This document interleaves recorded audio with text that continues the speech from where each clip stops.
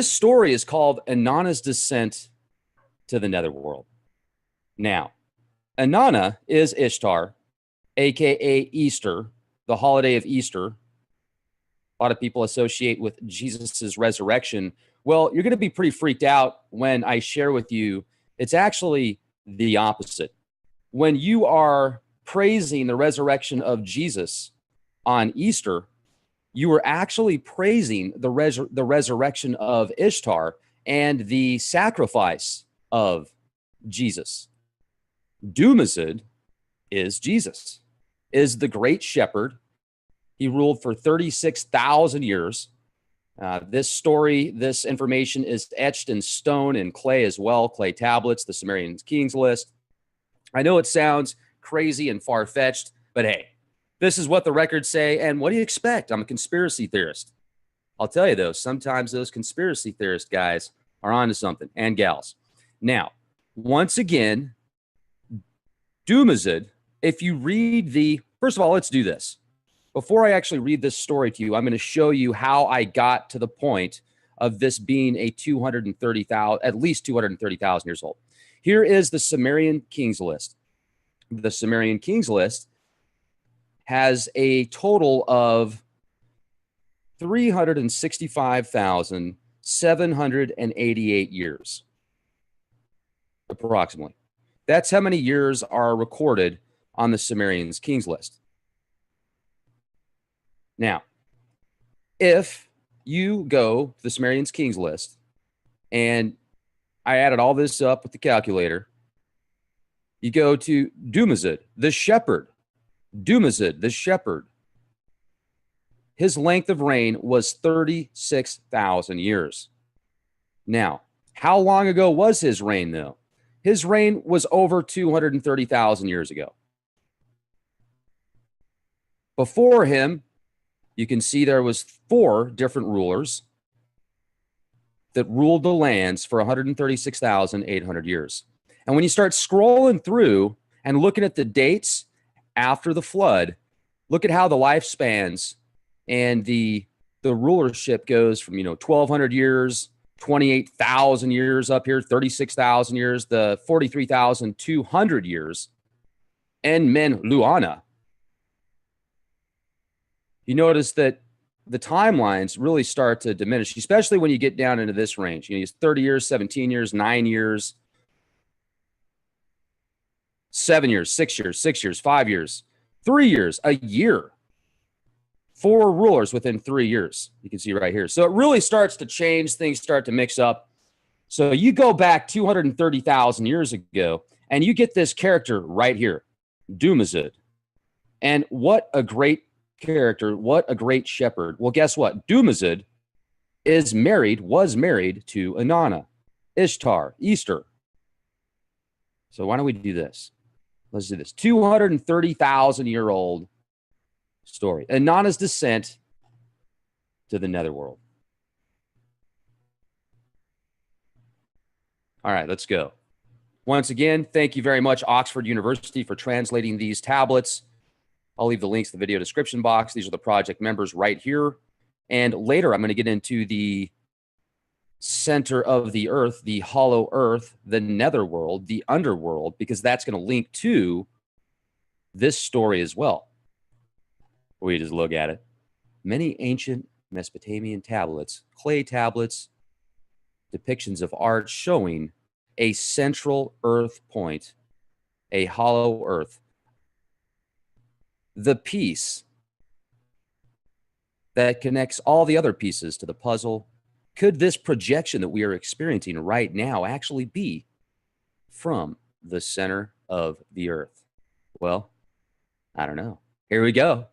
Put your seatbelts on. I don't, but you can if you want to. Inanna's descent to the netherworld. Now I'm going to read this to you with analysis from time to time, and I will do my best to stay on track. And this is powerful stuff, you guys. I mean, the tablet itself, this tablet is about 5,000 or 6,000 years old. However, with that said, remember, this story is over 230,000 years old, at least 230,000 years ago.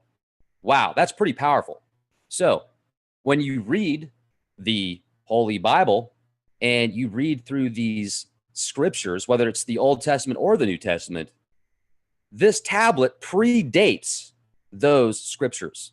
Now, does that make it any more true? No, it does not. It could be a 7,000-year-old National Enquirer, not National Geographic, although sometimes they're one and of the same, in my opinion. So that doesn't make it any more accurate, but when you read through the New Testament and the Old Testament, many of these stories that you read, it seems like they adopted the information from these Sumerian tablets. Now, remember, the Akita people, the Anunnaki, you can look at the Greek pantheon, the Roman pantheon, the Sumerian tablets, and they all seem to have underlying themes, locations, a top god, a father god, and gods underneath them. Whether you're reading the Gnostic stuff or you're reading the mythos, Greek, Roman, there's so many underlying themes that parallel that I feel these stories are a lot older than most people realize. So here we go. From the great heaven, she set her mind on the great below. From the great heaven, the goddess set her mind on the great below. From the great heaven, Inanna set her mind on the great below. My mistress abandoned heaven, abandoned earth, and descended to the underworld. Inanna abandoned heaven, abandoned earth, and descended to the underworld. Now, here's what's interesting. The underworld and the netherworld, you would think would be one of the same, right? Because the title is the netherworld, yet it's descending to the underworld. Now, when it says she abandons earth and heaven, and later on in the story, it talks about how she puts on this spacesuit and takes off the spacesuit, I feel that heaven is space. It is literally space travel. And I've read enough of these Sumerian tablets that I feel would confirm space travel. Without a shadow of a doubt. Now that's me. You might have a shadow of a doubt. You might have so many doubts that you just don't even want to think about it. And that's fine. Just look at this as entertainment.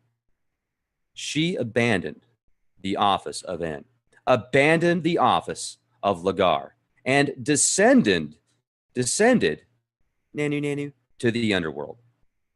She abandoned the Iana in Anu and descended to the underworld. She abandoned the Imuk, Kalama, and Bad, Tabira, and descended to the underworld. So I'm just going to let you say these names yourself, but look at all these places that she is abandoning. And every time, these are locations in ancient Mesopotamia, southern Iraq. So she's leaving all of her positions, all of her titles, and she wants to go to the underworld. Now I ask you this. Why is it so important for her to go to the netherworld, to the underworld? She can travel the stars. She has everything she wants virtually on the earth.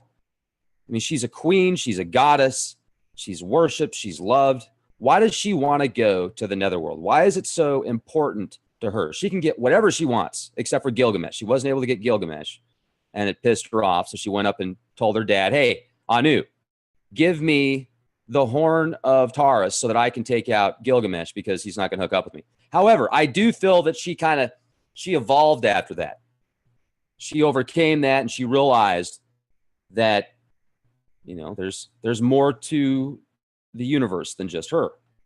Now, so she abandons all these locations. She gives up her posts.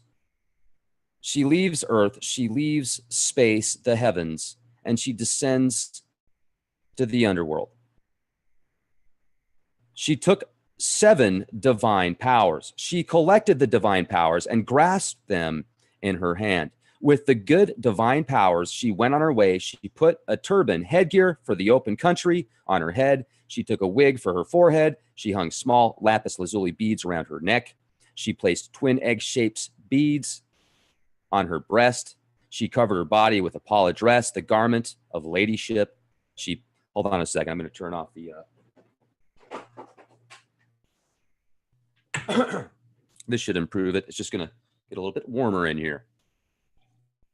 Sound quality should be a little bit better now, though, because the fan isn't right on the mic. So she took the 7 divine powers. She collected the divine powers and grasped them in her hand. With the good divine powers, she went on her way. She put a turban, headgear for the open country on her head. She took a wig for her forehead. She hung lapis lazuli beads around her neck. Now, let me show you something real quick. We just look at it. We just look at it. Well, guess who this is? This is Inanna. And this is that suit that is being described. This is in a museum, either in Iraq or Iran. And this looks like some type of spacesuit. Here is another one you can see here. You can see on the back, it looks like it has some type of tube set up. It looks like an eloquent spacesuit to me, with the headgear, especially when you look at the back here, the way this is set up. There's got to be some type of tank or system that allows her to travel, and it's probably connected to her headset right there at the top. That's what it looks like to me. Just look at it. Right there. It's almost Darth Vader style. That is Darth Vader style. That is a Darth Vader. Hello. So there she looks a little bit more feminine in that one, in this picture. But I just wanted to show this to you guys to give you an idea of what this spacesuit looks like. So let's go back. So the 7 divine powers. What are the 7 divine powers? The 7 divine powers. Are those connected to the chakras? Are those connected to the planets? Are those connected to the 7 stars of the Pleiades system? Why does the number 7 seem to be found throughout many prophecies? And it's a sacred number in many biblical texts. You know, the 777 is discussed, very powerful numerologically speaking. On the 7th day, God rested after his creation. So what exactly is the 7? What is the 7? She collected the divine. Let me ask you this. At one point, did our atoms at a molecular level, the carbon atom is 6 protons, 6 neutrons, 6 electrons. Many people believe that we're in some type of meat suit that is a very dense vibrational frequency that we were tricked into, whether you want to call it Lucifer's matrix, the Enki creation. There's so many different possibilities, but many religious scholars and different religions believe that this is some type of test, a dense test. So by Inanna going to the netherworld, is she going to the hollow earth? Is this the center of the earth? Is this where everything is projected from? It reminds me of a film that I recently saw that the end just blew me away. I can't remember what it was called. It had Samuel, was it Samuel Jackson? No. It was the guy that played Morpheus in The Matrix. And it starts off, these college kids find some signal in the middle of nowhere. And it's by this old abandoned facility. And they go to this location, and there's this extraterrestrial presence there, which literally abducts them. And then they wake up and they're in Area 51, or a situation like Area 51. And then it just gets crazier and crazier and crazier. And the end will blow your mind. This is kind of a low budget film, but you can't tell. And the acting in it's phenomenal. I'll find out what the name of that movie is. You could find it yourself if you just Google some of the recent movies that that actor played in. But anyway, watch that film, and at the end, it'll kind of put into perspective why I'm bringing up the possibility about how much control is there in the center of the earth, the netherworld. Why was it so important for Inanna to go to the netherworld and give up everything that she has in the heavens and on earth? So let's continue. Inanna traveled towards the underworld. Her minister, Ninmah, traveled behind her. Holy Inanna said to Ninmah, "Come, my faithful minister of Inanna, my minister who speaks fair words, my escort who speaks trustworthy words. I am going to give you instructions. My instructions must be followed. I am going to say something to you. It must be observed. Now, what she is telling her to do is where, here's another interesting, you guys have heard of flagellant, where a certain day of the year, it's self-harm, self-mutilation. People will lash their backs with knives and cut themselves and do very disgusting, disturbing things. But hey, that's, I'm not, if that's your thing, that's your thing. I'm sorry. I think it's kind of gross, but a bunch of blood in the streets and stuff like that, people self-mutilating themselves. But for these guys, it's an extreme form of mortification of their own flesh by whipping it with various instruments. A common practice among fundamentalist religious groups throughout antiquity, various religions, the cult of Isis in Egypt. Isis, hello. Bingo, Isis is Inanna. Hello. So, ancient Rome, the day of blood, the day of blood. So let's get back into this. Now that you've got an idea of where this came from, so she gives her minister, Ninmah, instructions on what she needs to do. This is what you need to do. So, okay. Lacerate your eyes for me. No, wait, hold on. On this day, I will descend to the underworld. This is Inanna speaking. On this day, I will descend to the underworld. When I have arrived in the underworld, make a lament for me on the ruined mounds. Beat the drum for me in the sanctuary. Make the rounds of the houses of the gods for me. Lacerate your eyes for me. Lacerate your nose for me. Lacerate your ears for me in public. In private, lacerate your buttocks for me. Like a pauper, clothe yourself in a single garment, and all alone set your foot in the Ekur, the house of Enlil. Now, Ekur, you guys know what the Ekur is, right? The Ekur is the house of the gods. In the Roman and the Greek pantheon, it is an actual location in ancient Mesopotamia. That's where the gods gathered and decided what would happen for the little people. For the little people, I found an ancient tablet that shows these giant humans literally whipping and pulling around regular sized humans like they were getting them ready for a fight with two pit bulls. Just disturbing, disgusting. I'm not even going to get into some of the personal experiences, but let's never mind. All right, that's another podcast. But you guys can troll all you want and not believe in these entities, these demigods, the Anunnaki. When you have an experience, or you have family that has experiences that, anyway, all right, so let's go back to this. It's right in front of you guys every day. Whether you believe it or not, what you are worshiping, if you're Christian, if you believe in these certain faith-based religions, if you worship on certain days, certain holidays, you're a part of the system, whether you like it or not. You were born into the system. You are in this system. You're here. Hello. How do you like it? Well, do you want to know where it starts from? Do you want to know the origins, or do you want to believe the sugar-coated, aspartame-filled, genetically modified E. coli feces? Do you want to believe that story? I mean, you can. You can, because you'll probably think it tastes better. You'll probably think it tastes better. There's new corn coming out, ladies and gentlemen, a new genetically modified corn that's coming out that's supposed to be healthier for you. Yeah, and guess how they manipulate the gene? Well, they add a strain of E. coli. Literally.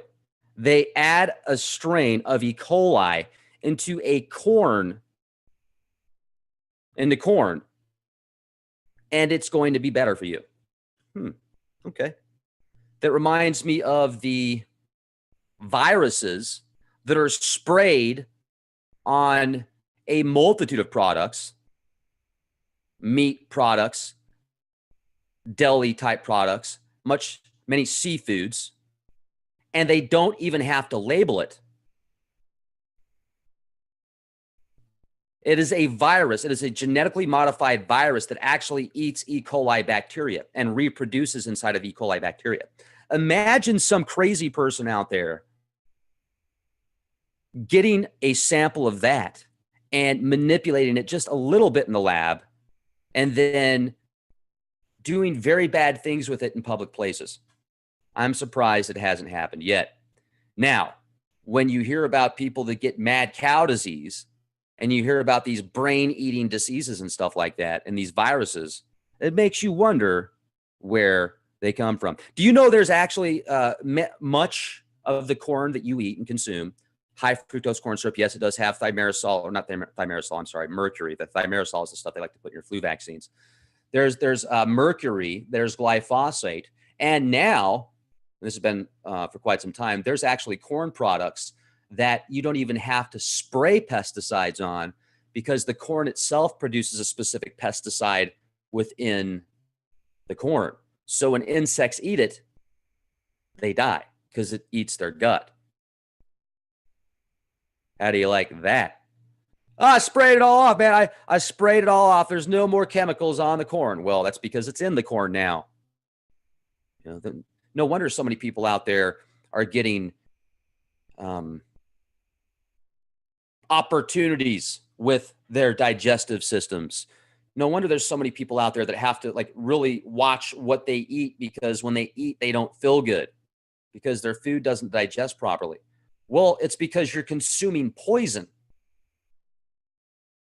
combined with all the stuff you've injected your body with already and the way that you think. Because the way that you think has a huge part of your digestive system also. I mean, you think if you're always thinking you're going to be sick, well, you're putting that into the universe. You have to kind of flip it around. But it's just amazing the genetic. Okay, I'm going on a tangent. Sorry. Let's go back. Ladies and gentlemen, can I have your attention, please? Can I have your attention, please? So I shared with you where the, not flatulence, but flagellance, flagellating some wisdom are two different things. All right, so lacerate your eye. Let's go back to Inanna's descent to the netherworld. Thank you for staying with me. Thank you for joining me this edition of Leak Project. Thank you, everybody, for being here in the live chat room. Thank you, moderators. Thank you, everybody that has helped support Leak Project. Thank you for everybody that has shared these podcasts, liked the podcast. Thank you for everybody that subscribed. Thank you for everybody that's became a premium member at Leak Project. Thank you, everybody that has helped the cause. And what's the cause? Freedom, opportunity, information at your fingertips if you want it. The opportunity and freedom to think for yourself. Learn how to break out of the system if you want to. Be free. Be the change you want to see. Let's go. And I'm still listening to this Blade Runner 2049 soundtrack. Every time I put it on, it takes me to another place. Lacerate your eyes for me. Lacerate your nose for me. Lacerate your ears for me in public. In private, lacerate your buttocks for me. Like a pauperer. Did I say that right? Clothe yourself in a single garment and all alone set your foot in the Ekur, the house of Enlil. That is the house of the gods, ladies and gentlemen. That is the house of the gods. When you have entered the Ekur, the house of Enlil, lament before Enlil. Lay down, she's saying, lay down before Enlil and give praise to Enlil. Don't let anyone kill your daughter in the underworld. Don't let your precious metal be alloyed there with the dirt of the underworld. Don't let your precious lapis lazuli be split there with the mason's stone. Don't let your boxwood be chopped up there with the carpenter's wood. Don't let young lady Inanna be killed in the underworld. So then she gets on and says, and if Enlil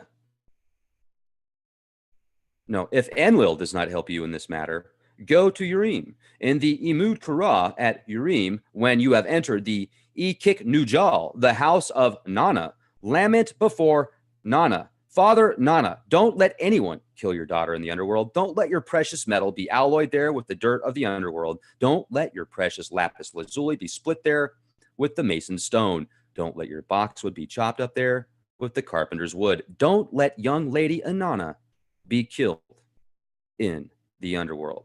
So what she is doing right now is she is having her messenger prepare for this trip. So she doesn't have to take the chip. She's taking the trip. She's taking the trip to the netherworld. So she's getting her messenger ready, saying, okay, if I can't make it back, I need you to go to Enlil and say, Enlil, bring me back. I need you to go to Nana and say, Nana, bring back Inanna. Now, if Nana says no, then, and if Nana does not help you in this matter, go to Eridu. In Eridu, when you have entered the house of Enki, lament before Enki. Father Enki, don't let anyone kill your daughter in the underworld. Don't let your precious metal be alloyed there with the dirt of the underworld. Don't let your precious lapis lazuli be split there with the mason's stone. Don't let your boxwood be chopped up there with the carpenter's wood. Don't let young lady Inanna be killed in the underworld.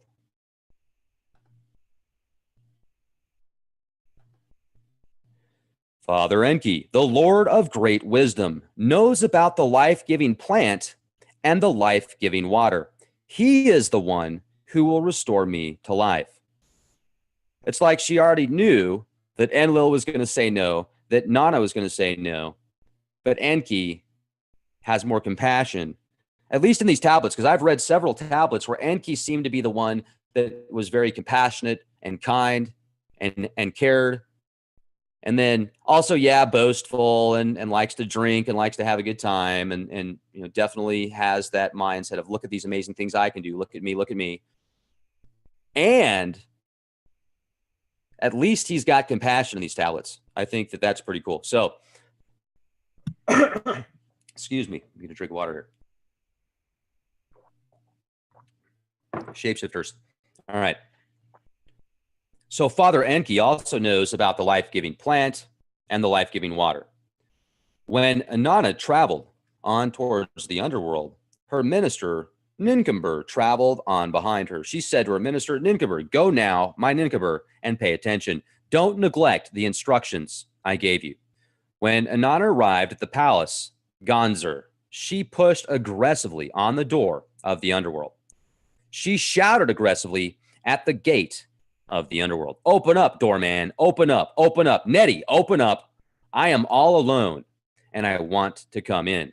So she is literally in a physical place right now that will take her to the underworld. This is the door to the netherworld, to the underworld. There's doorkeepers there. There's security there. It sounds like a physical place, not at least at this point, it sounds more of a physical place than just a spiritual place. So, Nettie, the chief doorman of the underworld, answered Holy Inanna, who are you? I am Inanna, going to the east. Interesting that she says Inanna going to the east, where the sun rises. If you are Inanna going to the east, why have you traveled to the land of no return?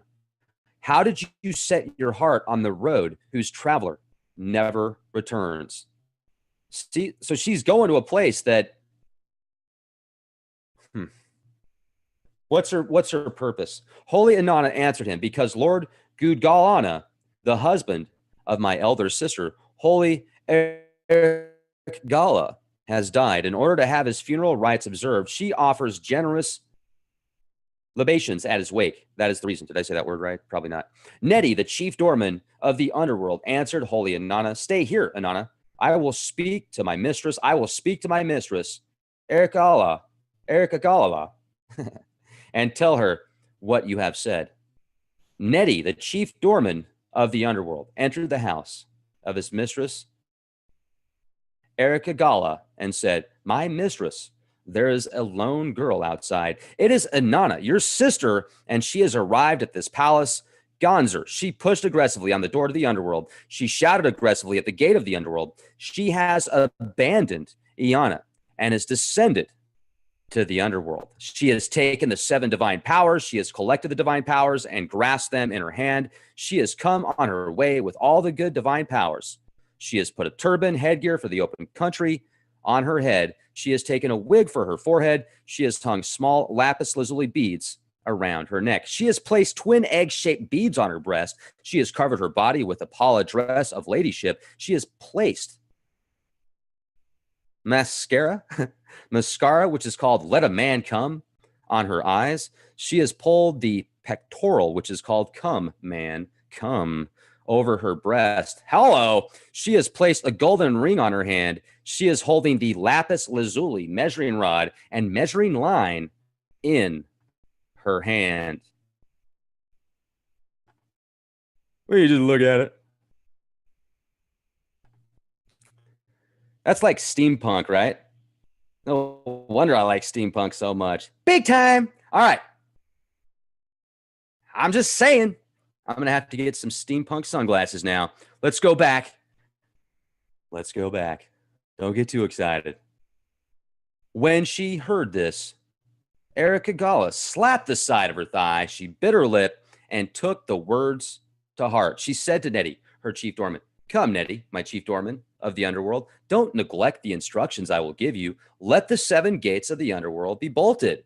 Then let each door of the palace, Ganzer, be opened separately. As for her, after she has entered and crouched down and had her clothes removed, they will be carried away." So now they're going to make her take her amazing dress and mascara off. She's just got to, she's got to follow the rules in the underworld. She doesn't have the opportunity to dress as sexy down there. I don't know why, but it is what it is. And hold on a second. I got to change songs. This is Hijack by Blade Runner 2049. You might play it in the background while I read this to you. All right.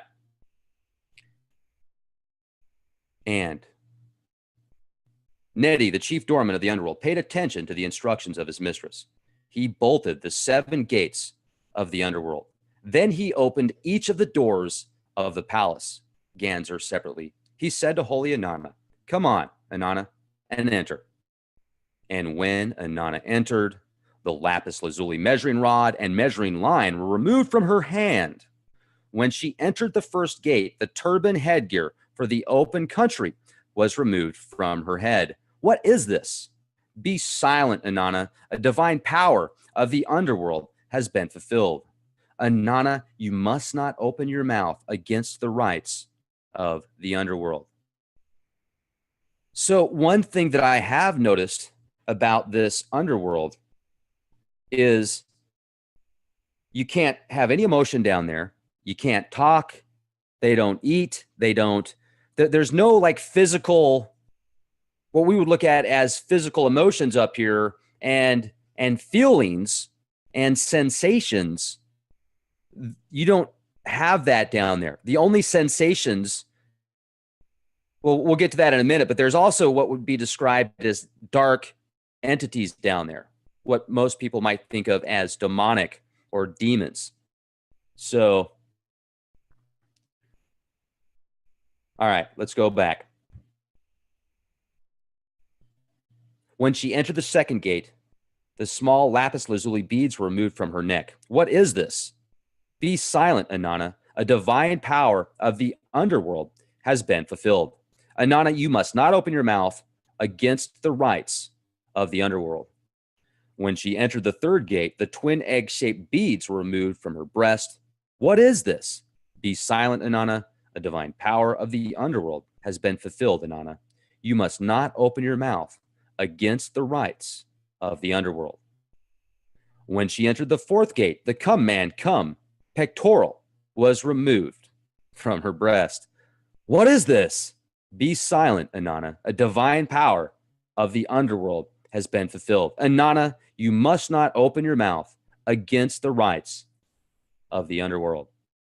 When she entered the fifth gate, the golden ring was removed from her hand. What is this? Be silent, Inanna. And then he says the same thing. And then when she entered the sixth gate, the lapis lazuli measuring rod and measuring line were removed from her hand. What is this? And then once again, be silent, Inanna, a divine power of the underworld has been fulfilled. You must not open your mouth against the rights of the underworld, Inanna. When she entered the seventh gate, once again, there was the 7 powers protecting her, whatever you want to link that to, but there's so many tablets that show the 7 dots in the skies, whether that's the Pleiades system or the 7 planets of the solar system. That is debated. I think it's the 7 sisters, the Pleiades, the brightest 7 stars in the Pleiades system. That's what I think it is, because a lot of these tablets will show, you'll see a scorpion above them, and that's a depiction of the stars as well, constellations. So she's in the when she entered the seventh gate, the pallid dress, the garment of ladyship, was removed from her body. What is this? Be silent, Inanna. A divine power of the underworld has been fulfilled. Inanna, you must not open your mouth against the rights of the underworld. After she had crouched down and had her clothes removed, they were carried away. Then she made her sister, Erica Gala, rise from her throne, and instead she sat on her throne. The Anunna, the 7 judges, rendered their decision against her. They looked at her. It was the look of death. They spoke to her. It was the speech of anger. They shouted at her. It was the shout of heavy guilt. The afflicted woman was turned into a corpse, and the corpse was hung on a hook. Now, let's talk about that for a minute, because this specifically states 7 Anunna gods as the judges in the netherworld. They then handed down their punishment, their verdict, and then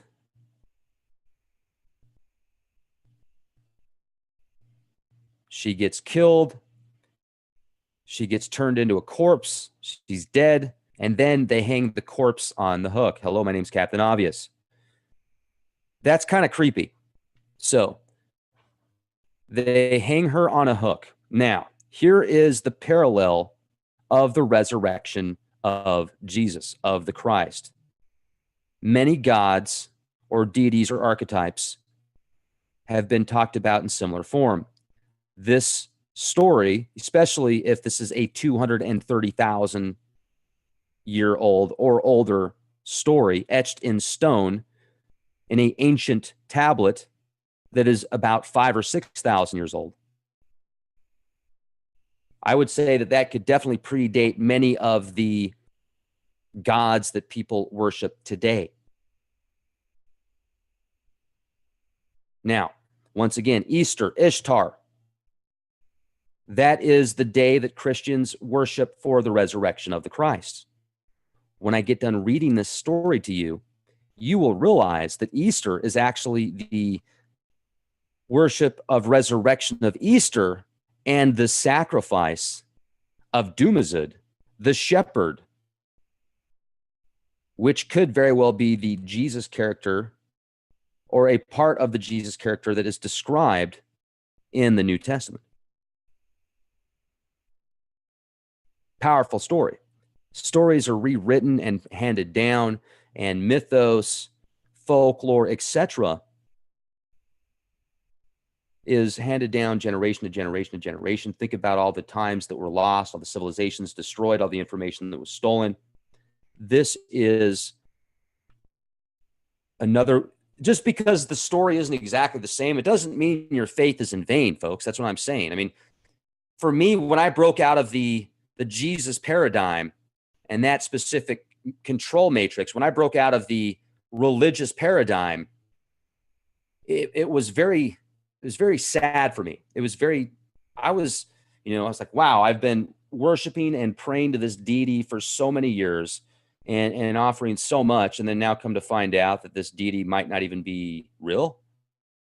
It's a real shocker, and it definitely messes with your mind, and it still does to this day. And then once you start to overcome that by doing more research and finding out that your worshiping wasn't in vain, it doesn't mean that there isn't an archetype or a deity or a god or a being or a force that you worship as a specific, with a specific name or title. That could be a part of the oversoul, a part of the God consciousness, of the divine spark as well. And people have different ways of getting to the divine, to the ultimate creator, if that's where they want to go. It's really up to you where you want to go. And take this information with a grain of salt and do what you want with it. Hopefully it'll bring you closer to God, not further away from God. So let's go back to Inanna descends to the netherworld. After 3 days, so this is after she gets turned into a corpse, after the Anunna judges gods in the netherworld, drop down the verdict, she dies, then she gets hung on a hook. After 3 days and 3 nights had passed, her minister, Ninmah, and for those of you that are just joining us here, thank you for joining us this edition of Leak Project. This story is referencing right now, if you missed the first part of it, this is an ancient Mesopotamian tablet that describes how Inanna descends to the netherworld. Ninmah is actually her spokesperson. She's her minister, her apostle. And remember, she tells Ninmah to go to Enlil, to go to Nana, and if they don't bring her back from the netherworld, have Enki do it. And also lash herself up, cut herself up in public places and make it known. And then we got to the connection point of the flagellant, not flatulence, but flagellant. All right, so she made a lament for her in her ruined houses. She beat the drum for her in the sanctuaries.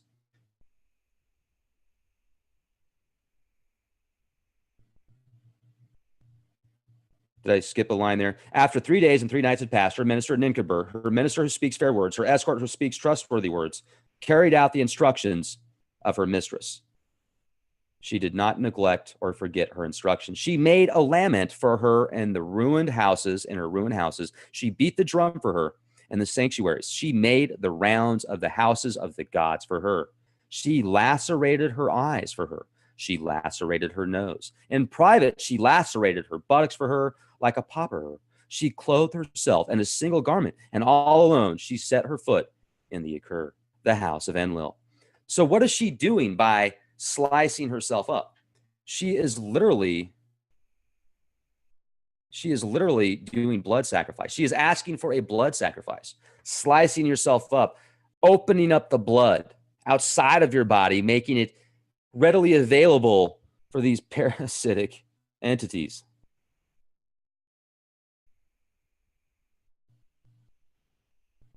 So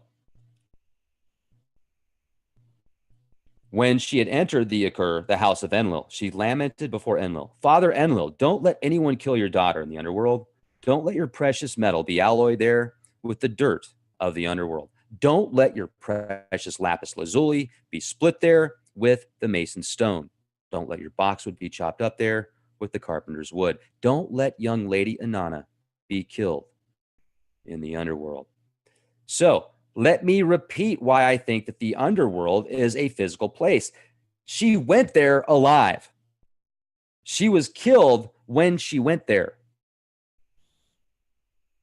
They're saying, don't let her be dead down there. It sounds like a physical place that you can go to via physical form. What's really in the center of the earth? What's really underneath us? We know far less about what is 20 miles, 50 miles, 100 miles, 1,000 miles underneath us than we do, I don't know, about 20 miles. I mean, how deep have they gone? Can anyone tell me how deep the Russians were able to dig how far? Can't wait to get schooled by you guys. All right. The Vulcans. Yes, that's right, Lee. The Vulcan fire god. Usurping up the moon. Utu, let's talk about the sun god for a minute. Utu, that's described in these ancient Sumerian tablets, is Marduk. And there's moments in these tablets where Marduk's the good guy, it seems, where he's like, you know, he's helping out Gilgamesh, he's helping out people. And there's other times where not so much. So, all right, 8 miles. Okay, so the Russians have gone 8 miles into the Earth. So how deep is the planet, supposedly? What is the diameter of the Earth? Let's find out. Well, I'll pull that up in a minute. Let's get back to the story here. I divagate. I apologize. So after the messenger goes to Enlil and says, please bring back Inanna. Don't let her die down there. Don't let her be killed down there. In his rage, Father Enlil answered Ninmah, my daughter craved the great heaven, and she craved the great below as well. Inanna craved the great heaven, and she craved the great below as well. The divine powers of the underworld are divine powers which should not be craved, for whoever gets them must remain in the underworld. Who, having got to that place, could then expect to come up again? Ah, now I know why, or at least I have an idea why she wanted to go to the netherworld. She wanted to go to the netherworld to obtain powers, to obtain godly powers. He talked about how she traveled the heavens, how that wasn't good enough for her. The powers in heaven, the powers of earth weren't good enough for her, so she wanted more. Now, here's where it gets really exciting. By going to the netherworld, by going to the netherworld and then experiencing a physical death, and then coming back from the netherworld and coming back into your physical form, what kind of powers, what kind of abilities will you bring back with that? That makes me think of a very powerful, right, magical formula.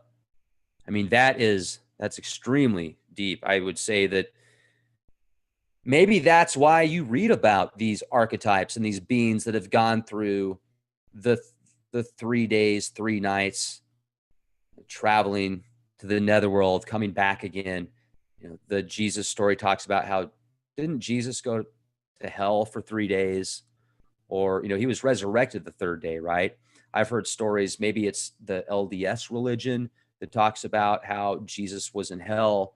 I think that there's other sects, different types of religions to talk about that as well. I'll have to do some more research on that.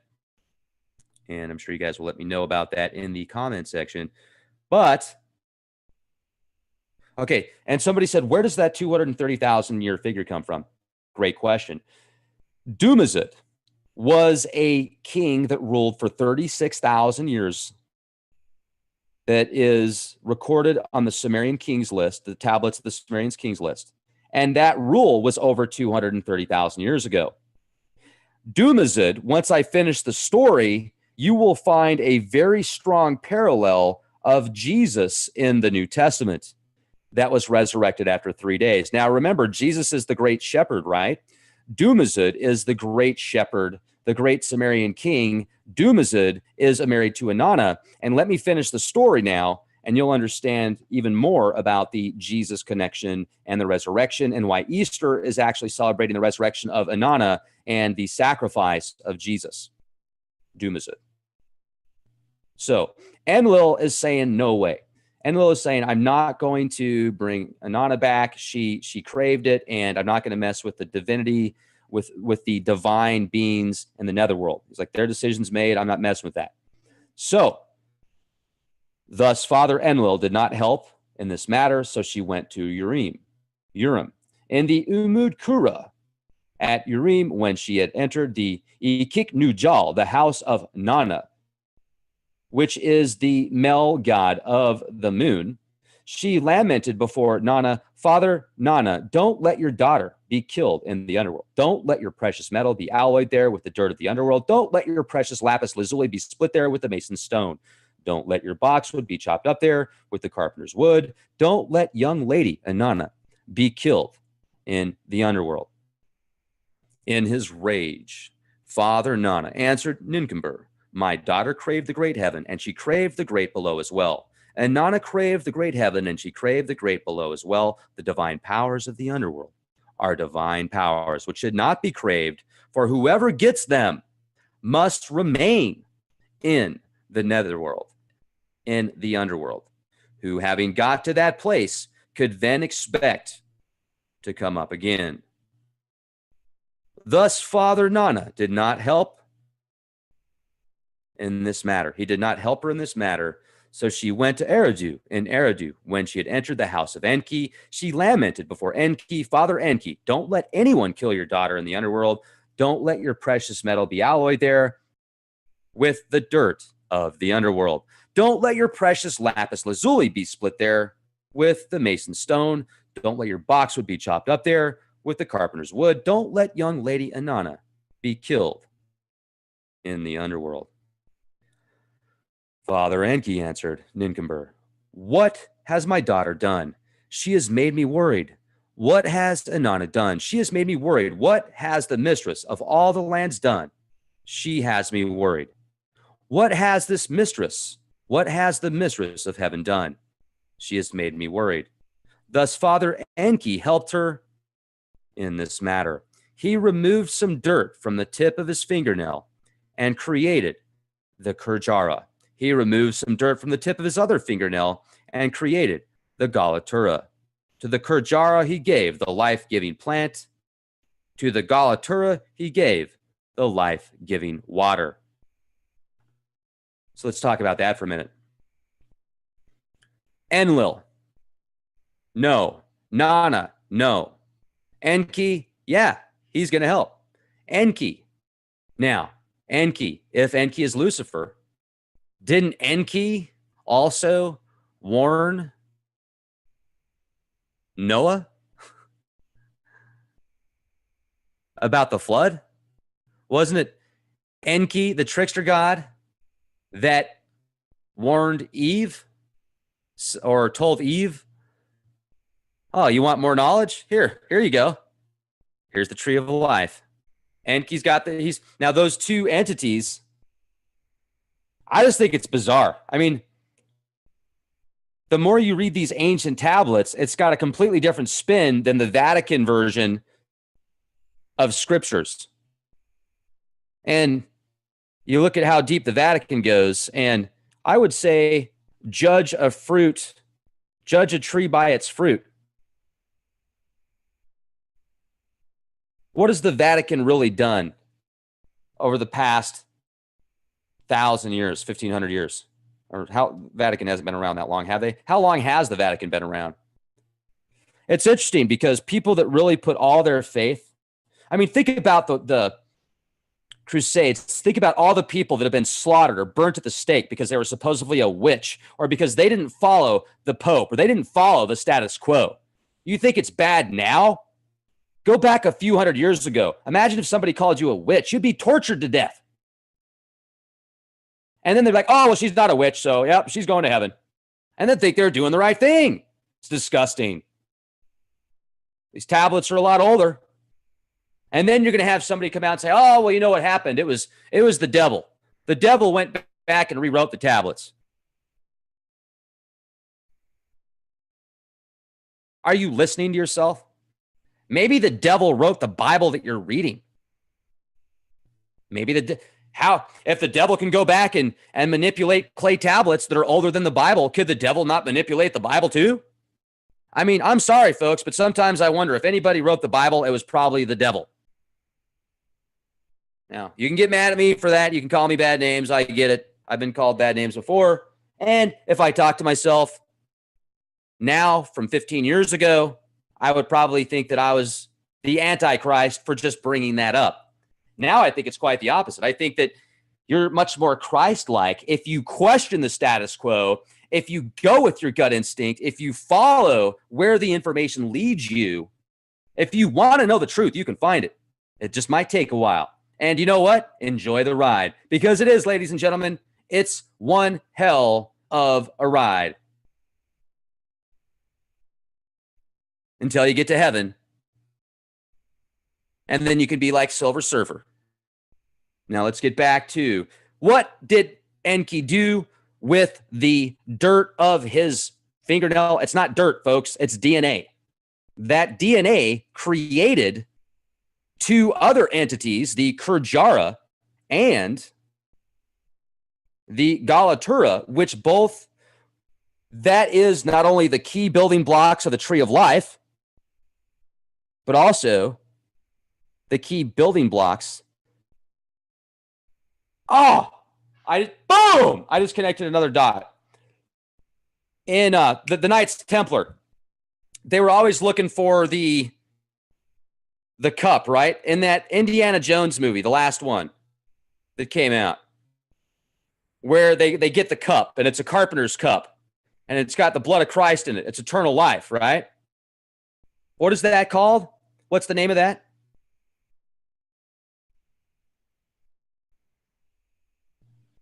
Sorry about that. I got a little excited. If you've got headphones on, and yeah, the Holy Grail. The Holy Grail, ladies and gentlemen, right here. The Holy Grail is the life-giving water from Enki. The tree of life, which Adam and Eve ate from, is the tree of life that Enki knows, the DNA. Boom, the DNA. Wow, this is getting deep. And if you guys were actually listening to Seawall right now on Blade Runner 2049 while I was discussing this with you, it would take it to the next level. It's even deeper. So, wow. So she goes to Enki. She gets his DNA to bring back Inanna. Enki, the trickster god. How come he's the one always saving humanity? How come he's the one that seems to have compassion, yet he's the bad guy? I'm trying to figure this out. But hey, maybe I'm wrong. Maybe the Mandela effect, maybe he went back in time and wrote this on a clay tablet and decided to, all right. So after Enki creates these entities from the Tree of Life and the Holy Grail, Father Enki spoke out to the Galatura and the Kurjara.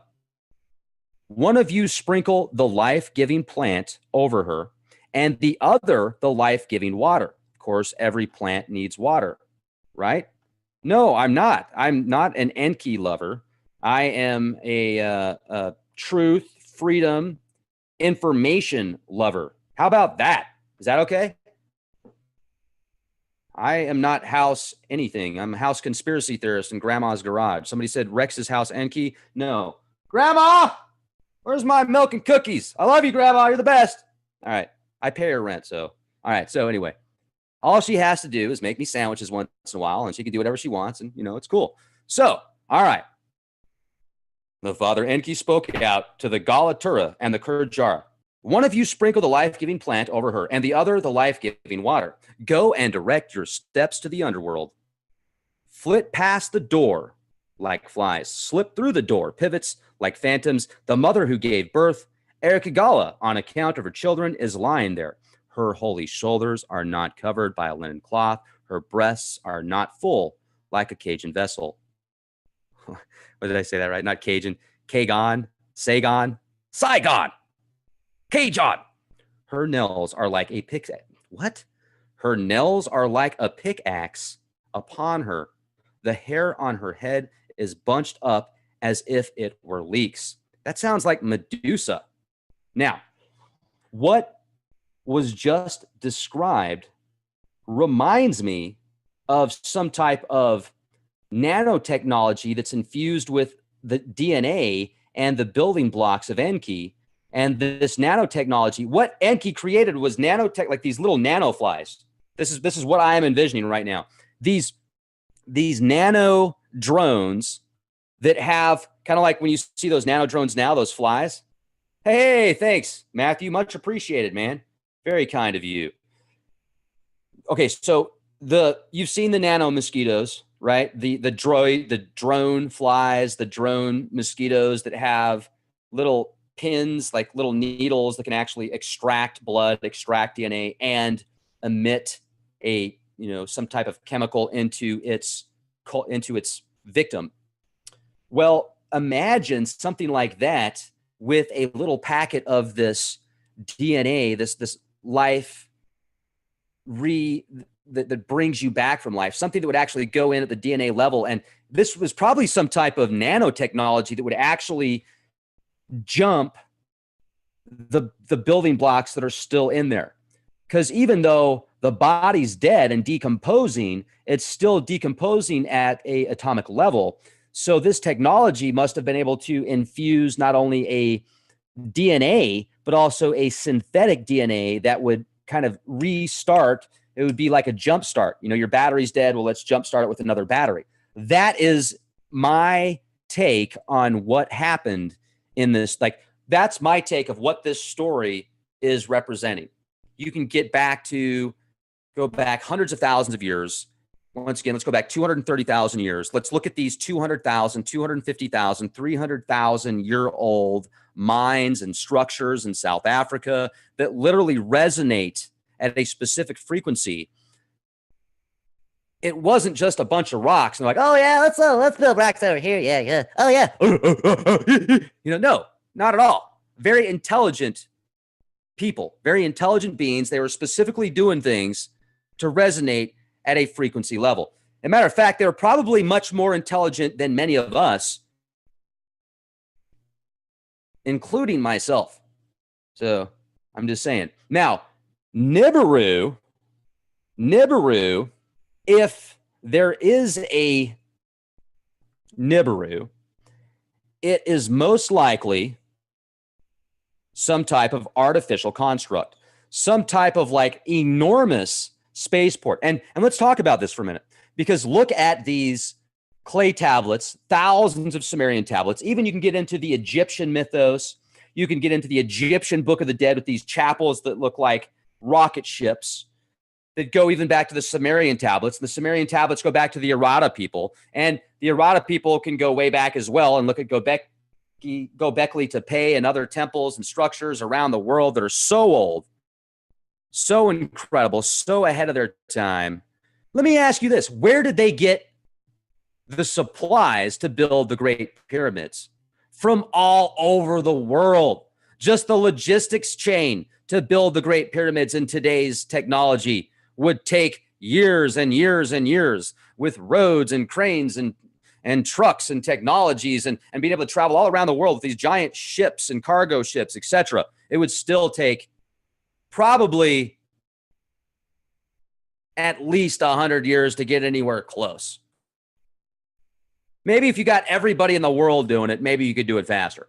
But if you didn't have some type of like gravity machine, something that could actually manipulate gravity, manipulate space and time via frequency, lifting things up with sound waves and stuff like that, lodging them at specific places, using them as power plants as well to power and run a society, as well as at a spiritual level. Some of these higher adepts could actually lodge themselves into specific rooms and chambers that would be aligned to specific stars, and then astral project into godhood and actually be like a god and experience things on a grand scale, be a planet, be a star, be an entire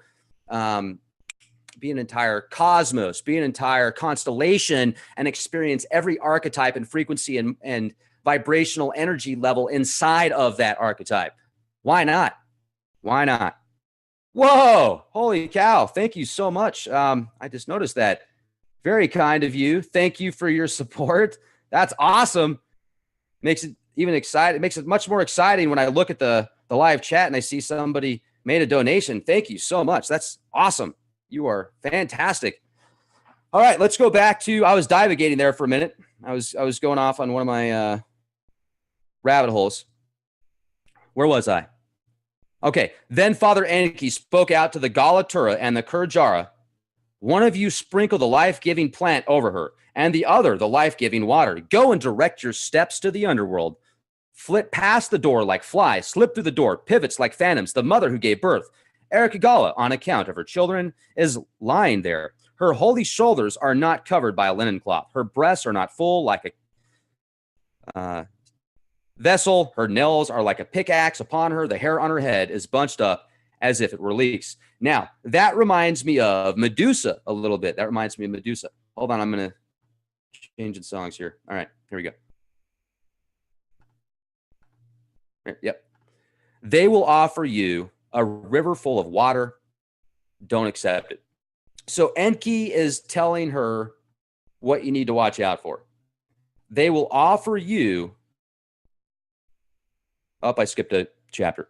When she says, "Oh, my heart," you are to say, "You are troubled." Our mistress, oh, your heart. When she says, "Oh, my body," you are to say, "You are troubled." Our mistress, oh, your body. She will then ask, "Who are you?" Speaking to you from my heart to your heart. From my body to your body. If you are gods, let me talk with you. If you are mortals, may a destiny be decreed for you. Make her swear this by heaven and earth.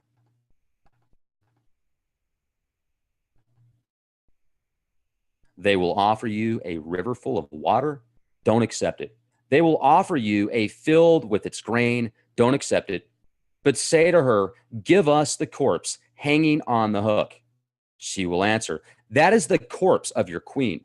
Say to her, "Whether it is that of our king, whether it is that of our queen, give it to us."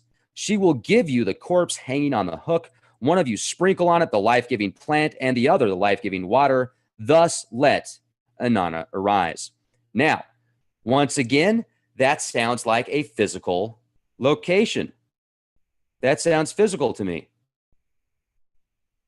Because she's going there saying, give me this physical corpse on a hook, talking to somebody, obviously. And she's going there with these, with these nanobots and these DNA packets that like jumpstart the DNA that's still moving at a specific frequency. Because even as DNA is decomposing, it's still oscillating at a certain frequency at the quantum level. So when she said, "Oh, my heart," then they said to her, "You are troubled, our mistress. Oh, your heart." When she said, "Oh, my body," they said to her, "You are troubled, our mistress. Oh, your body." Then she asked, "Who are you?" I tell you, from my heart to your heart, from my body to your body. If you are gods, I will talk with you. If you are mortals, may a destiny be decreed for you. They made her swear this by heaven and earth. They were offered a river with its water. They did not accept it. They were offered a field with its grain. They did not accept it. They said to her, "Give us the corpse hanging on the hook." Holy Eric Gala answered the Galatura and the Kurjara, "The corpse is that of your queen." They said to her, "Whether it is that of our king or that of our queen, give it to us." They were given the corpse hanging on the hook. One of them sprinkled on it the life-giving plant, and the other the life-giving water, and thus Inanna arose. So they just brought Inanna back to life right there. And somehow these entities must have had a way to shapeshift, whether it be holographically or maybe they just used the metaphor as them going through like flies. Maybe they look like these Anunna gods, the Anunna judges, because they're the ones in the netherworld. So I wonder if these two entities that Enki created did find a way to literally mimic that look, or they were created that way from the building blocks. Some type of just incredible cloning technology. Once again, it's all speculation. Milk and cookies. Eric Gallus said to the Galatura and the Kurjara, "Bring your queen. Your blank has been seized." Inanna, because of Enki's instructions, was about to ascend from the underworld. But as Inanna was about to ascend from the underworld, the Anunna seized her. Who has ever ascended from the underworld has ascended unscathed, unscathed, from the underworld. If Inanna is to ascend from the underworld, let her provide a substitute for herself. This is where it gets into Dumuzi, which I see a strong correlation with Jesus. And so when Inanna left the underworld, the one in front of her, though not a minister, held a scepter in his hand. The one behind her, though not an escort, carried a mace at his hip. while the small demons, like a reed enclosure, and the big demons, like the reeds of a fence, restrained her on all sides. Those who accompanied Inanna, know no food, know no drink, eat no flour, offering and drink, no libation. They accept no pleasant gifts. They never enjoy the pleasures of the marital embrace, never have any sweet children to kiss. They tear away the wife from a man's embrace. They snatch the son from a man's knee. They make the bride leave the house of her father-in-law. They take the wife away from a man's embrace. They take away the child hanging on a wet nurse's breast. They crush no bitter garlic. They eat no fish. They eat no leeks. They it was who accompanied Inanna. So let's talk about this for a minute. Who are these physical? Wow, thank you so much, you guys. I just looked at the live chat again here. I really appreciate the contributions. This is awesome. Matter of fact, if we keep this up, I'm actually going to be able to pick up a radiation detector here sooner than later. That will actually, it's an EMF detector that shows the higher levels of EMF frequencies. So if you're next to a cell tower, 3G, 4G, this goes all the way up into, I think, 8 gigahertz or 11 gigahertz range. So thank you so much. That is much appreciated. Thank you, everybody, for being here. Let's go back to the all alone. She directs her steps to the occur. No, we're not there yet. Where are we at? Yep, okay. After Inanna had ascended from the underworld. Now let's go back for a second. Who are these beings or these deities that are flanking Inanna, that are leaving the underworld with her? Because they don't have emotions like we do, and it sounds to me like what they do is child sacrifice or some type of just dark control. They're taking the wives away from their husbands, kids away, children away from their parents. Why? Then you get into the whole reptilian sacrificial thing and the blood sacrifices. And then you can even get into the Jeff Doherty has some information. I need to find out which scripture this is in the Old Testament that talks about a reptilian-like race. But it's all just a conspiracy, folks. None of this is real, okay? This is all just a conspiracy. And it's also, I'm going to say this, when you read these stories, you have to understand the metaphors. You have to understand the symbology and let it resonate with you at the subconscious level. Because if it can resonate with you at that level, you will understand it consciously. It'll just take a little while to get there, some quicker than others. The more research you do, the more you accept the information that resonates with your gut, with your soul will resonate this information with you if you're meant to understand it. And if not, then hey, that's cool too. Not everybody is meant for the same path. Thank goodness. Thank goodness. It would be way too crowded if we were all on the same path. So, all alone, she directed her steps to the Akur, to the house of Enlil, and to Urim, to the house of Nana, and to Eridu, the house of Enki. She wept before Enki. She brought me back to life. How could I turn her over to you? Let us go on. Let us go on to the Seg Kurkaga in Umma. At the Seg Kurkaga in Umma, Kara, in his own city, threw himself at her feet. He had sat in the dust and dressed himself in a filthy garment. The demon said to holy Inanna, Inanna, proceed to your city. We will take him back. Holy Inanna answered the demons, Kara is my singer, my manicurist, and my hairdresser. How could I turn him over to you? Let us go on. Let us go on to the Imuk Kalalama in Bad Tabira. Now, then they go there.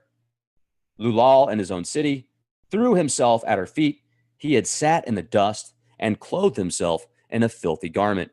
The demon said to holy Inanna, Inanna, proceed to your city. We will take him back. Holy Inanna answered the demons, outstanding. Lulal follows me at my right and my left. How could I turn him over to you? Let us go on. Let us go on to the great apple tree in the plain of Kalaba. Whoa, time out. The great apple tree. Did he just say the great apple tree? Reminds me of the tree in paradise that Adam and Eve weren't supposed to eat from, but they did because Enki, Lucifer, the serpent, told them to, gave them knowledge, and now they're bad and they're evil because they realize they're naked. Interesting. I mean, how does, what? Okay, never mind. Really? Just bizarre. So, the great apple tree and the plain of Kulaba. So is the plain of Kulaba where paradise was, the Garden of Eden. They followed her to the great apple tree in the plain of Kulaba. There was Dumuzi, clothed in a magnificent garment and seated magnificently on a throne.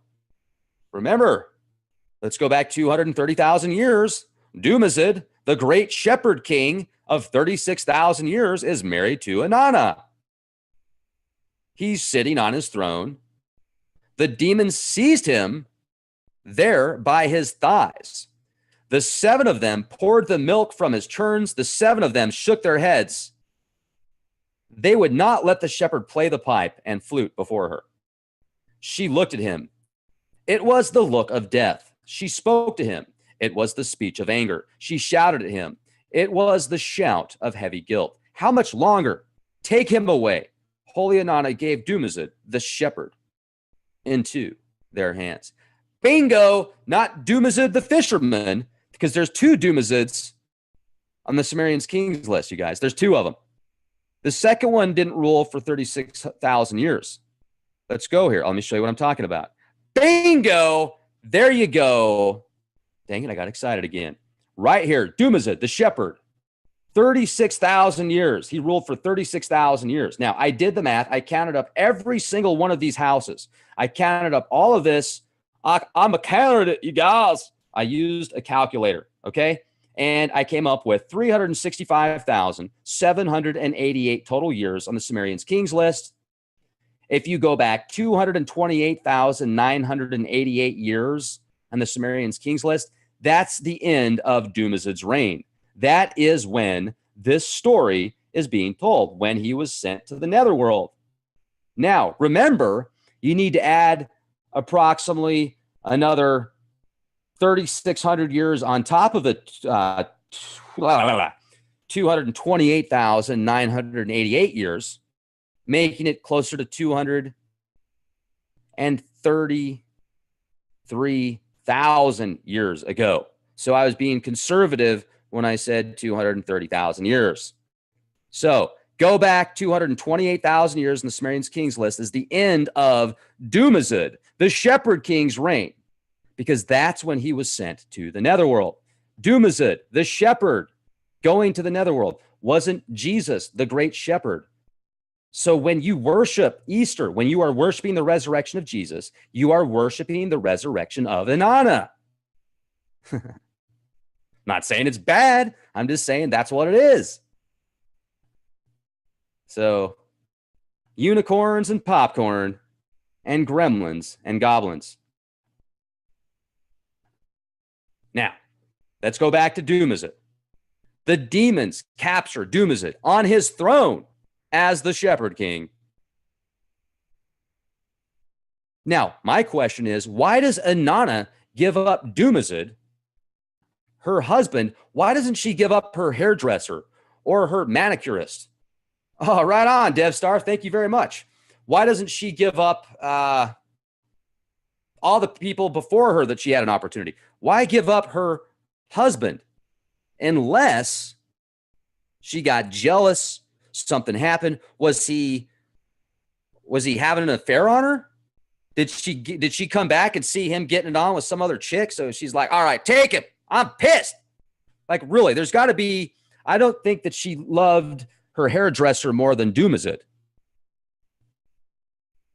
It's just, I'm not understanding this here. There's got to be more to the story. Yeah, she was wearing mascara, and it was the "come on my eyes" mascara. I just read it to you. That's what it says. I know that's what it says. Been around for a while. All right. It's not like it's anything new. All right. So here we go. She gives him the look of death. She spoke to him. It was the speech of anger. She shouted at him. It was a shout of heavy guilt. How much longer? Take him away. Holy Inanna gave Dumuzi, the shepherd, into their hands. Those who had a company, man, okay, I'm getting these weird sounds listening to Blade Runner, and all right. It's like 105 degrees in here right now. I'm sweating profusely.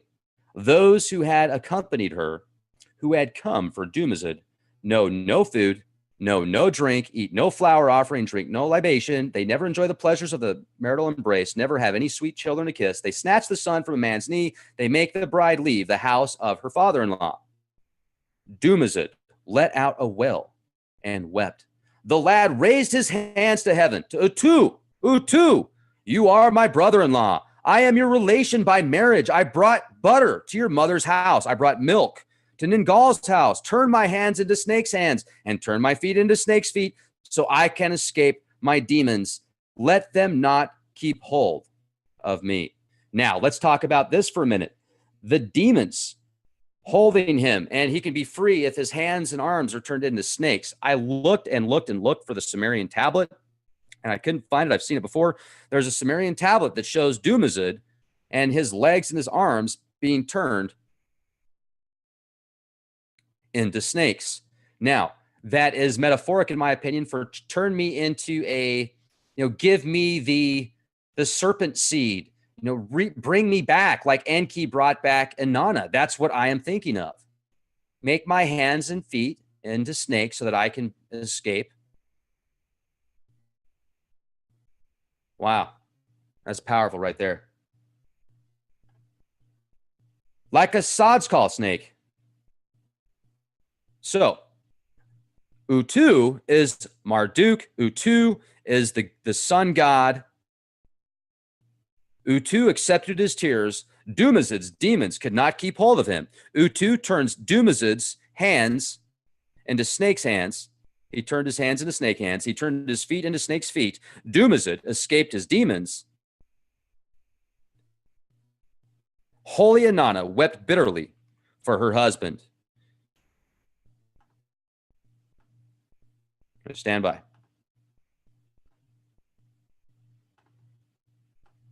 Okay. Holy Inanna wept bitterly for her husband. She tore at her hair like esparto grass. She ripped it out like esparto grass. You wives who lie in your men's embrace, where is my precious husband? You children who lie in your men's embrace, where is my precious child? Where is my man? Where is my man? Where? A fly spoke to Holy Inanna. If I show you where your man is, what will be my reward? Holy Inanna answered the fly, if you show me where my man is, I will give you this gift. I will cover. The fly helped Holy Inanna. Young lady, Inanna decreed the destiny of the fly and the beer house. Made bronze vessels for you. You will live like the sons of the wise. Now Inanna decreed this fate, and thus it came to be. Was weeping, she came up to the sister and by the hand. Now, alas, you for half the year and your sister for half the year. When you are demanded on that day, you will stay. When your sister is demanded on that day, you will be released. Thus, Holy Inanna gave Dumuzi as a substitute. Holy Uruk Gala, sweet is your praise. So Dumuzi was sacrificed, was given as the sacrificial lamb. The shepherd was sacrificed for the resurrection of Inanna. Ishtar, Easter. Now, is there anybody that's actually listened to this podcast that is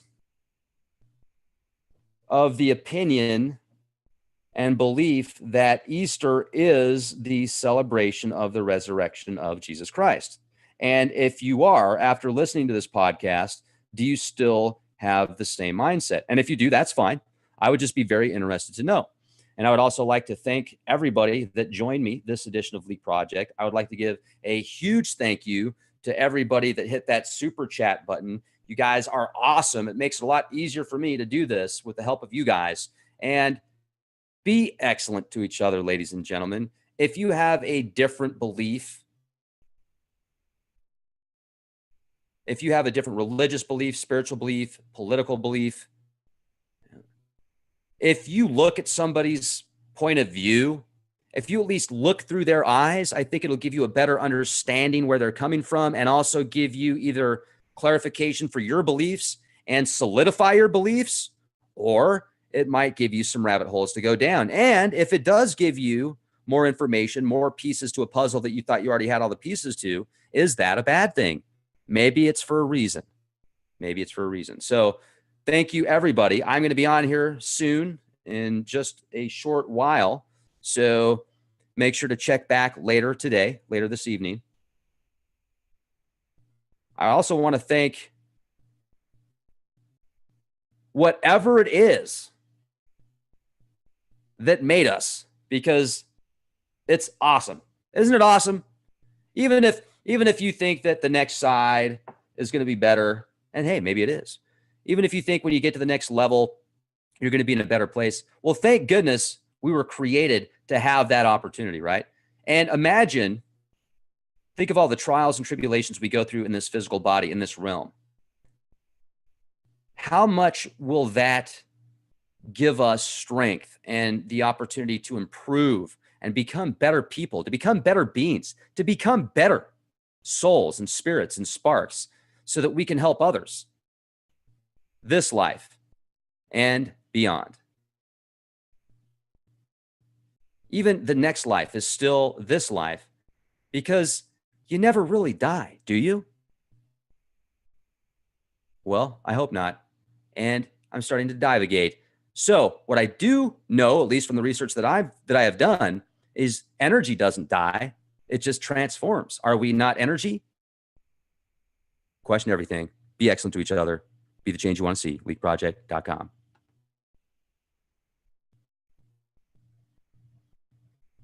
So she's leaving all of her positions, all of her titles, and she wants to go to the underworld. Now I ask you this. Why is it so important for her to go to the netherworld, to the underworld? She can travel the stars. She has everything she wants virtually on the earth. I mean, she's a queen. She's a goddess. She's worshipped. She's loved. Why does she want to go to the netherworld? Why is it so important to her? She can get whatever she wants, except for Gilgamesh. She wasn't able to get Gilgamesh, and it pissed her off. So she went up and told her dad, hey, Anu, give me the horn of Taurus so that I can take out Gilgamesh, because he's not going to hook up with me. However, I do feel that she evolved after that. She overcame that, and she realized that, you know, there's more to the universe than just her. Now, so she abandons all these locations. She gives up her posts. She leaves Earth. She leaves space, the heavens, and she descends to the underworld. She took 7 divine powers. She collected the divine powers and grasped them in her hand. With the good divine powers, she went on her way. She put a turban headgear for the open country on her head. She took a wig for her forehead. She hung small lapis lazuli beads around her neck. She placed twin egg-shaped beads on her breast. She covered her body with a pala dress, the garment of ladyship. Hold on a second. I'm going to turn off the... This should improve it. It's just going to get a little bit warmer in here. Sound quality should be a little bit better now, though, because the fan isn't right on the mic. So she took the 7 divine powers. She collected the divine powers and grasped them in her hand. With the good that connects all the other pieces to the puzzle, could this projection that we are experiencing right now actually be from the center of the earth? Well, I don't know. Here we go. Put your seatbelts on. I don't, but you know, you can if you want to. Inanna's descent to the netherworld. Now I'm going to read this to you with analysis from time to time, and I will do my best to stay on track. And this is powerful stuff, you guys. I mean, the tablet itself, this tablet is about 5,000 or 6,000 years old. However, with that said, remember, this story is over 230,000 years old, at least 230,000 years ago. Wow, that's pretty powerful. So when you read the Holy Bible and you read through these scriptures, whether it's the Old Testament or the New Testament, this tablet predates those scriptures. Now, does that make it any more true? No, it does not. It could be a 7,000-year-old National Enquirer, not National Geographic, although sometimes they're one and of the same, in my opinion. So that doesn't make it any more accurate, but when you read through the New Testament and the Old Testament, and many of these stories that you read, it seems like they adopted the information from these Sumerian tablets. Now, remember, the Akkad people, the Anunnaki, you can look at the Greek pantheon, the Roman pantheon, the Sumerian tablets, and they all seem to have underlying themes, locations, a top god, a father god, and gods underneath them. Whether you're reading the Gnostic stuff or you're reading the mythos, Greek, Roman, there's so many underlying themes that parallel that I feel these stories are a lot older than most people realize. So here we go. From the great heaven, she set her mind on the great below. From the great heaven, the goddess set her mind on the great below. From the great heaven, Inanna set her mind on the great below. My mistress abandoned heaven, abandoned earth, and descended to the underworld. Inanna abandoned heaven, abandoned earth, and descended to the underworld. Now, here's what's interesting. The underworld and the netherworld, you would think would be one of the same, right? Because the title is the netherworld, yet it's descending to the underworld. Now, when it says she abandons earth and heaven, and later on in the story, it talks about how she puts on this spacesuit and takes off the spacesuit, I feel that heaven is space. It is literally space travel. And I've read enough of these Sumerian tablets that I feel would confirm space travel without a shadow of a doubt. Now that's me. You might have a shadow of a doubt. You might have so many doubts that you just don't even want to think about it. And that's fine. Just look at this as entertainment. She abandoned the office of En, abandoned the office of Lagar, and descended nanu, to the underworld. She abandoned the Iana in Anu and descended to the underworld. She abandoned the Imuk, Kalama, and Bad, Tabira, and descended to the underworld. So I'm just going to let you say these names yourself, but look at all these places that she is abandoning. And every time, these are locations in ancient Mesopotamia, southern Iraq. This story is called Inanna's Descent to the Netherworld. Now, Inanna is Ishtar, aka Easter, the holiday of Easter. A lot of people associate with Jesus's resurrection. Well, you're going to be pretty freaked out when I share with you it's actually the opposite. When you are praising the resurrection of Jesus on Easter, you are actually praising the resurrection of Ishtar and the sacrifice of Jesus. Dumuzi is Jesus, is the great shepherd. He ruled for 36,000 years. This story, this information is etched in stone and clay as well, clay tablets, the Sumerian Kings list. I know it sounds crazy and far-fetched, but hey, this is what the records say, and what do you expect? I'm a conspiracy theorist. I'll tell you, though, sometimes those conspiracy theorist guys are onto something, and gals. Now, once again, Dumuzi, if you read the... First of all, let's do this. Before I actually read this story to you, I'm going to show you how I got to the point of this being a 230,000, at least 230,000 years old. Here is the Sumerian Kings list. The Sumerian Kings list has a total of 365,788 years, approximately. That's how many years are recorded on the Sumerian Kings list. Now, if you go to the Sumerian Kings list And I added all this up with the calculator. You go to Dumuzi, the shepherd. Dumuzi, the shepherd. His length of reign was 36,000 years. Now, how long ago was his reign, though? His reign was over 230,000 years ago.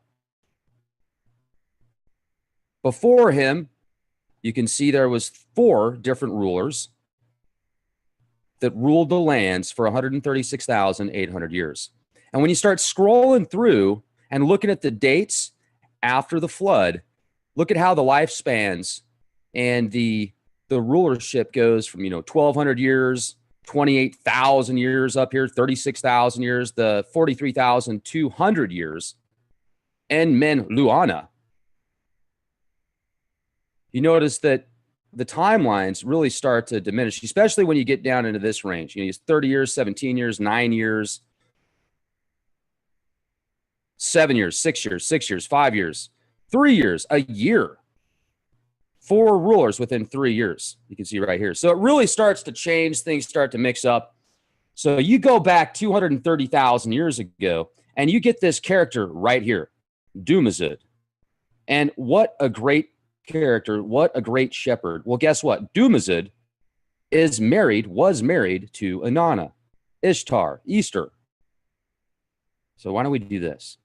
Let's do this. 230,000-year-old story. Inanna's descent to the netherworld. All right, let's go. Once again, thank you very much, Oxford University, for translating these tablets. I'll leave the links in the video description box. These are the project members right here. And later, I'm going to get into the center of the earth, the hollow earth, the netherworld, the underworld, because that's going to link to this story as well. We just look at it. Many ancient Mesopotamian tablets, clay tablets, depictions of art showing a central earth point, a hollow earth. The piece